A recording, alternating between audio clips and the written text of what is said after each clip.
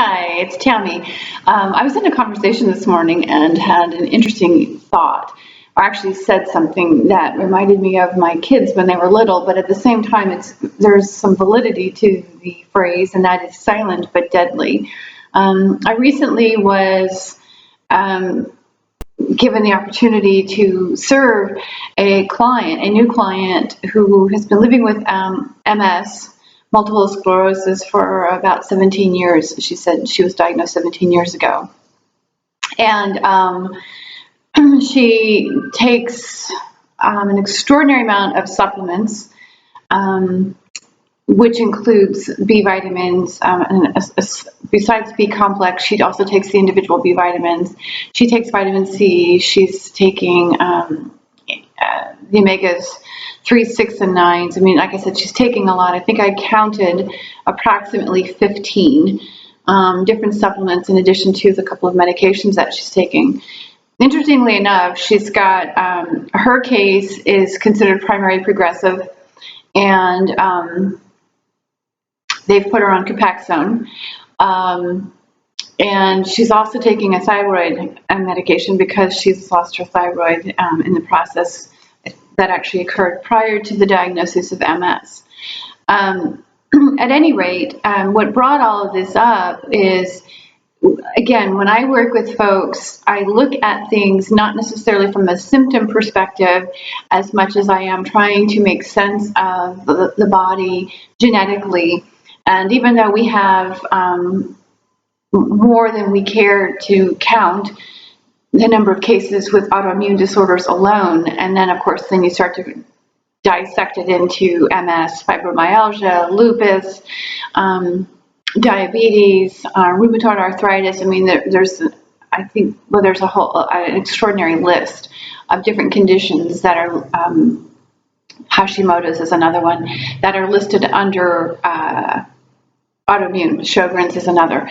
So, and I can keep going as they pop into my head, but the point that I'm getting at here is that even though we all, there are people who walk around with the diagnosis of MS or lupus and so on, the condition itself is not identical. And there are other things that are going on in the body that that's where I come in and listen to. Interestingly enough, this new client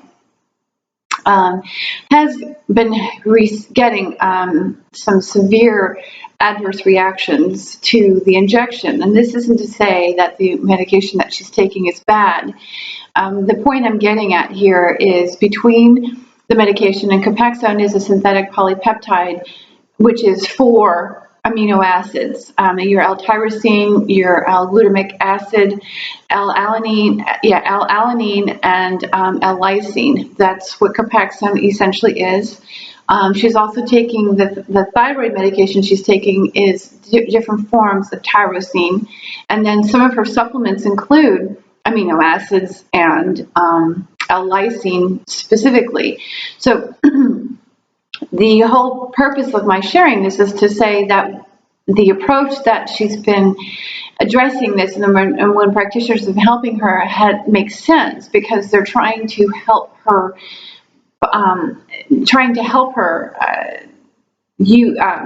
keep and maintain tissues. I'm going to say it that way. I won't get into the specific targets of these medications because it gets kind of tedious, and there's just a lot of information. But the bottom line to it is really to help the body continue to produce the tissue. And again, the reason for this is because we know MS in this case is the demyelination of nerves, and nerves are a tissue. She also has, there's a degeneration in her, well, I shouldn't say there's really a degeneration in her muscle tissue as far as the tissue itself goes, but in her strength. She's got a lot of spasms, and that, of course, is because of the way the nerves are not firing properly. Her particular condition exists primarily from the waist down.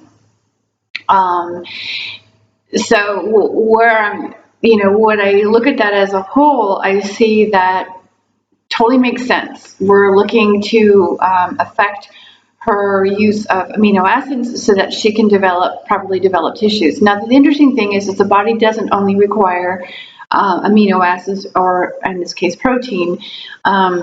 It also requires carbohydrates and fats. And I know, please don't shoot the messenger, but we really do need carbohydrates. Now, yes, there are carbohydrates in our vegetables as there are carbohydrates in our fruit.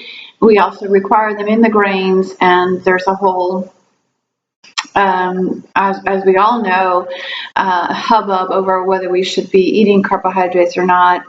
I don't want to get into the minutia of all of that. What I will say is that when the body isn't assimilating these macronutrients properly, you will get a kickback. You will get problems. And that is the reason why people have a problem with grains.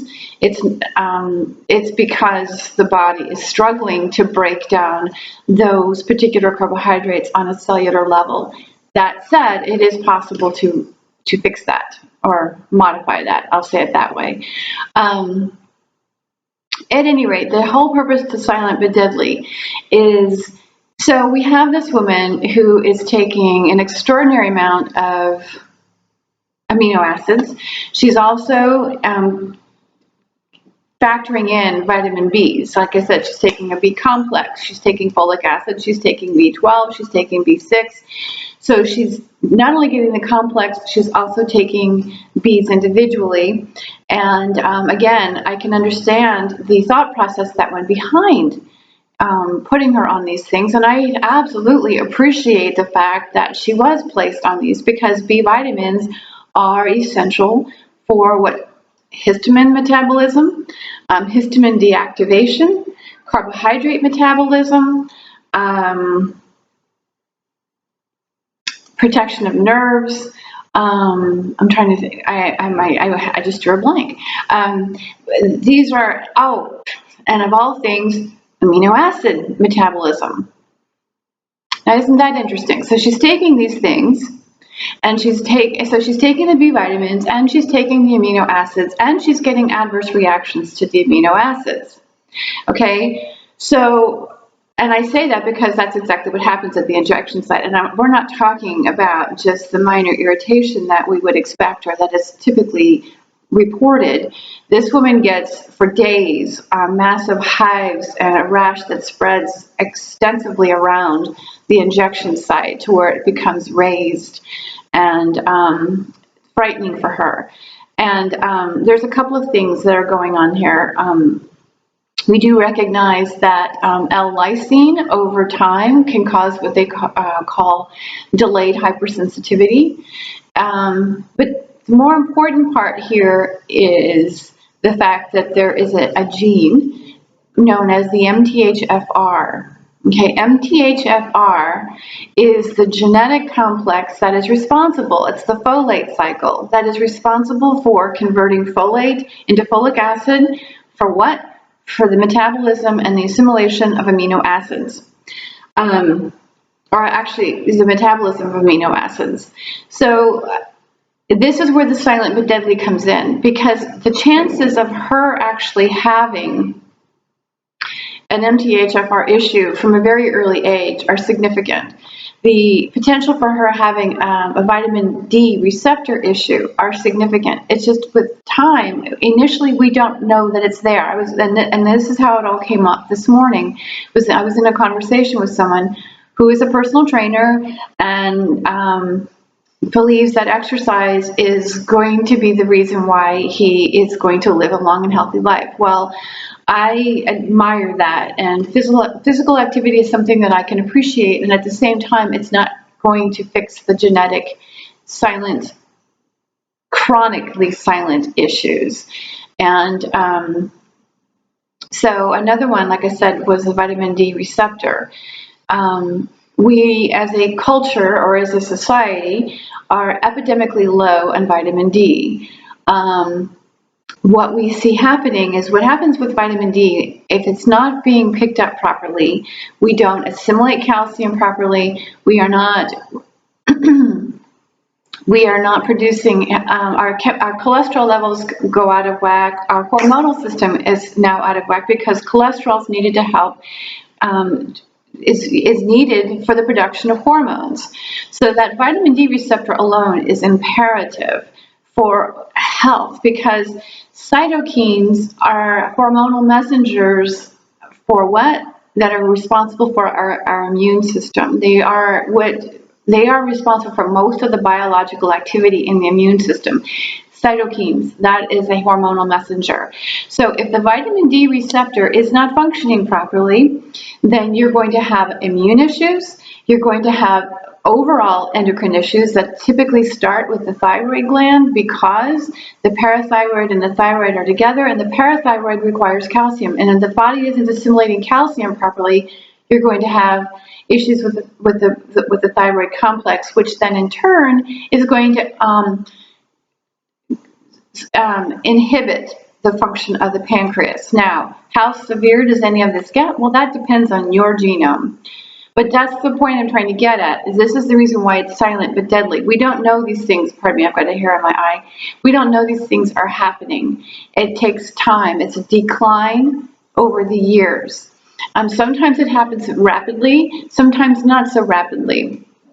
And this woman, and what we see is, we also see people who exercise and don't achieve the shape that they're looking for, or we see people who are struggling with their weight and who are constantly exercising, and they're doing it for their heart, and it's because they're being told that this is what we need to be doing. But the funny thing about it is if we don't recognize the impact of our, I hear my phone, I'm a little distracted by it because that's Instagram, I'm part of an Instagram chat.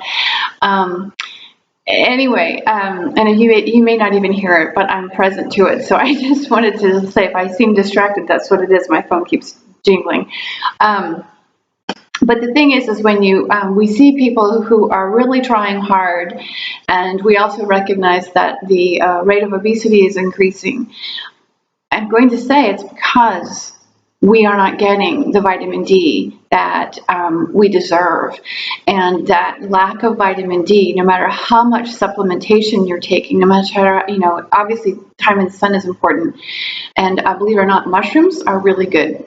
If you don't like mushrooms, then you might want to find a way to sneak mushrooms in, because mushrooms are an excellent source of vitamin D, because typically they grow in the sun. And they are, for some reason, they can absorb they can manufacture the vitamin D, and it's a really good natural source of vitamin D.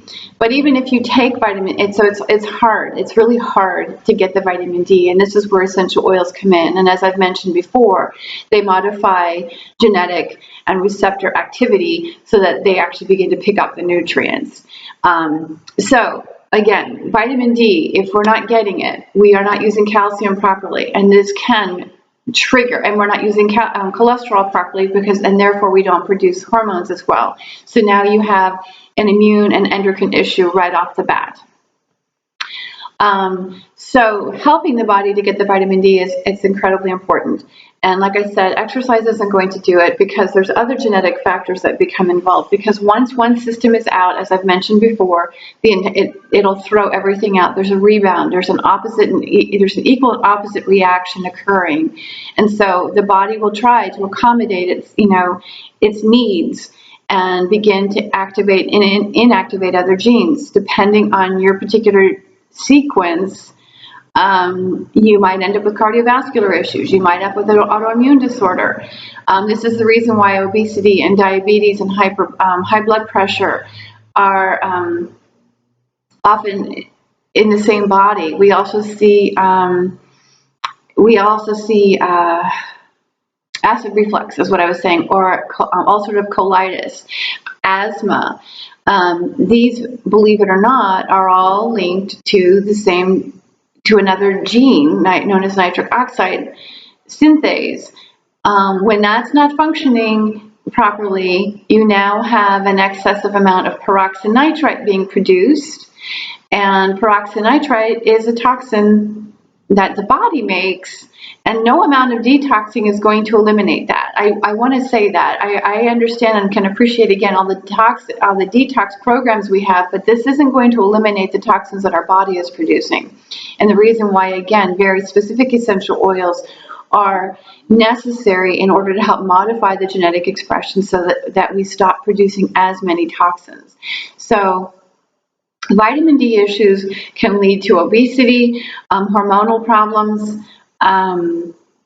depression, and then again, like I said, that, cholesterol issues, diabetes. So there's one factor. MTHFR, if you're not metabolizing amino acids properly, no amount of amino acids that you're taking is going to help you build tissue. If you're trying to do personal training, if you're dealing with MS, and you're taking these medications that are providing you with the amino acids with very good intention, if you're not using folate properly, you're not metabolizing your amino acids, and the benefit of this medications is is minimal at best. So here you have two genetic complexes that are working, attempting to work in our favor, and again, it really is very individual. And I don't mean this to make things sound complicated, but having someone, as I've mentioned in the past, be detached from you emotionally to be able to assess these things in order to help your body. And these cycles begin to utilize the nutrients in a more dynamic way so that your body can actually restore wellness. So this is, again, a really good argument for why essential oils alongside medications is beneficial, because this particular client of mine is using amino acids to help prevent the progression of MS to the best of her ability, but her body isn't using it. So now we're going to help her actually use vitamin D and help stimulate that folate cycle, as well as reduce peroxynitrite, so that, because the other thing I didn't mention, peroxynitrite, is if it doesn't affect the cardiovascular and the respiratory system, it will actually, it's neurotoxic, is how I want to say it. If you sat down with me in a room or we could be talking for days about this. If you decide to work with me or ever become engaged with me in some level on a business level, the amount of information that you would get in an email explaining all of this would put you to sleep, because it's extensive, but this is how my head works, because this is what I'm committed to and this is what I'm passionate about. So, like I said, with this particular individual, the MTHFR, as far as I'm concerned, has been silent for many, many years, and it is rearing its head through the symptoms we're seeing regarding the irritation that she's getting from all the excessive amino acids in her body. The fact that she's continuing to get scarring on the nerves is another factor that we need to address. It could very well be too much glutamate. Here again, glutamate is what glutamic acid is used to produce. Glutamate is an excitatory neurotransmitter that's needed for many functions in the body, but it can only be used in a certain amount because the rest of it needs to be converted to glutathione and GABA. Interestingly enough, many people with MS are put on a medication that is a GABA because the body isn't utilizing glutamate properly. So we're going to address, and then glutamate is actually neurotoxic if it's not being produced, if it's not being used. So we're going to address the glutamate, we're going to address the peroxynitrite in support of the medication that she's currently using, as well as the other supplements that she's using. And as I said, vitamin D is another big one, because we're seeing a rise in diabetes, high blood pressure, we're seeing a rise in obesity, and other autoimmune disorders, and this is all linked to vitamin D. And again, it manifests differently in different bodies depending on the individual genome. So that's another important factor. And I also see a heck of a lot of asthma, especially more so in children. I've even come across, especially in the autism clients that I work with, digestive problems in the way of acid reflux. We're talking about in very young children. Of course, there's childhood asthma that we're very familiar with, and So these all are indicative of nitric oxide issues. Now, does this mean that you go out and take a supplement to replace that? Well, you can, but here's my word of caution. To give the body something that it's meant to produce is going to make the body lazy.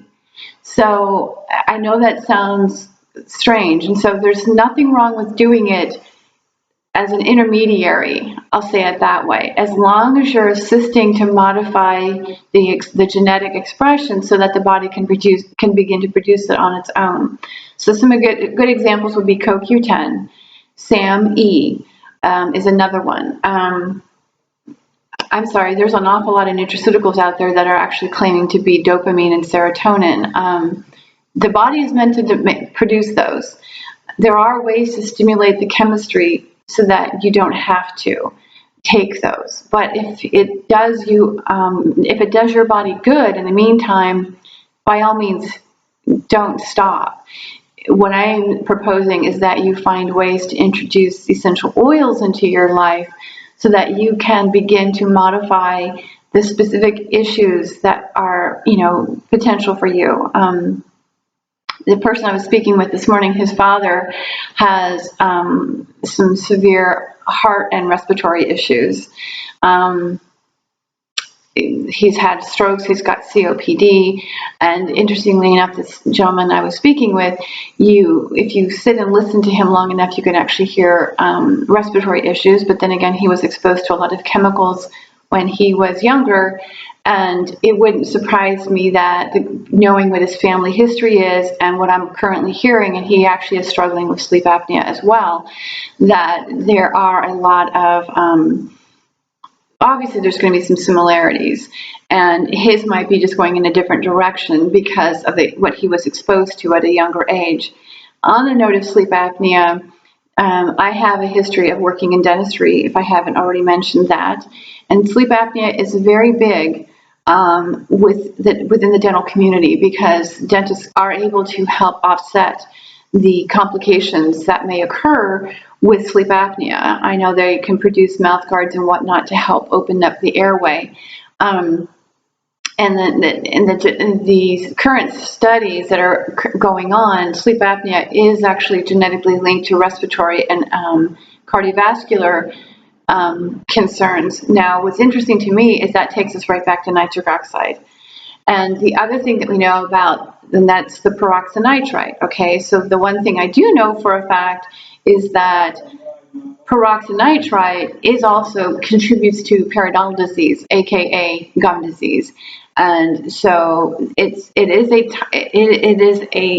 burns. That's the reason why you end up with ulcerative colitis, and that's the reason why you end up with acid reflux, because that chemical, that toxin will burn tissue. It's the reason why we have different sclerosis conditions, because the nerves are being scarred. And so being able to help modify that genetic component is very, very beneficial. It doesn't mean that you stop taking your medications. What it means is that we have to work with the body in another way so that the medications are serving you in a better way, and that we can stop or slow the progression. I really don't want to make any promises because it really depends on the individual as much as anything and their desire to move forward. But it is possible to modify what you're currently doing in order to support the body to produce what it's designed to produce and actually better utilize what you're currently doing. So anyway, like I said, I started off with silent but deadly because that's really what it comes down to. Not all things that are going on in the body are even noticeable. And the only way we can notice it is to see what our family, those older than us, are dealing with, and even potentially younger than us, and those who have even gone, as well as what's currently going on in your body. Just the most, snoring is and like I said, sleep apnea. They seem insignificant, but if you kind of take how small it is right now and compare it to what other people have in your world that you're related to, you can kind of begin to map things out and get some guidance. Insomnia, chronic headaches, Indigestion. Why go to acid reflux if you're going to have, if you're just, heartburn? These are all signs that something else is going on. Respiratory issues. It is possible to actually catch these earlier and help the body help itself.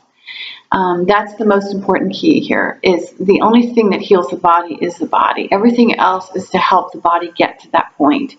And that's what every health care practitioner is committed to, as far as I'm concerned, is that we really want people to be well, and we're just using what tools we have available to us. And I'm always excited to support another clinician, because I'm on this planet to deliver wellness. And I'm really, really happy that I could share this with you today. So until next time, have a beautiful day and weekend. And I look forward to hearing from you. Bye now.